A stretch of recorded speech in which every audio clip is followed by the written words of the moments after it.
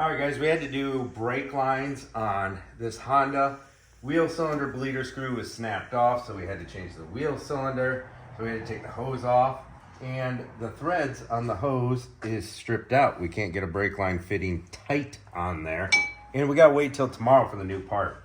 Whoever did this before didn't know what they were doing. There was Teflon tape on that brake hose, and it had the wrong wheel cylinder on it, but that's all right. We'll leave this up in the air, get it done tomorrow when the hose comes in. From Orion Motor Tech. All right, we get owner's manual, some fancy blue and white gloves, and it looks like this is like a 6-piece assortment set. So we don't want this brake fluid to drift overnight. We want to do the old clamp off on it. See, now it's a brake hose, I think I'll go with the smallest size. See, it locks in like that. That's nifty. You just pull it down to lock it in. It's got little grooves.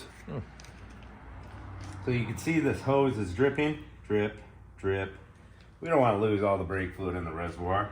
Let's grab this line right here. And we don't have to be too particularly careful with this line because it's getting replaced.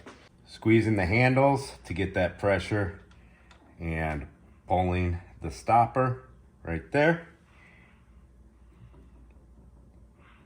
And that cuts off the flow of the brake hose. We could have just used vice grips, but in a situation where you're reusing the hose, you don't want to use vice grips because it can clamp down too hard on that hose and cause premature failure. These hoses can collapse internally and cause problems. So you want to use, this is like a soft plastic. And then we have these two sizes.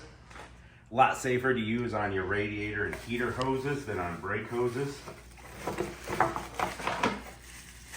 then we got a couple of bigger sizes that are angled. 90 degrees. 90-degree ones. So this is going to be for your like heater hoses and stuff. The bigger ones, Okay. which is handy when you're replacing a heater core, all kinds of stuff, cut off the flow of coolant to wherever you're working.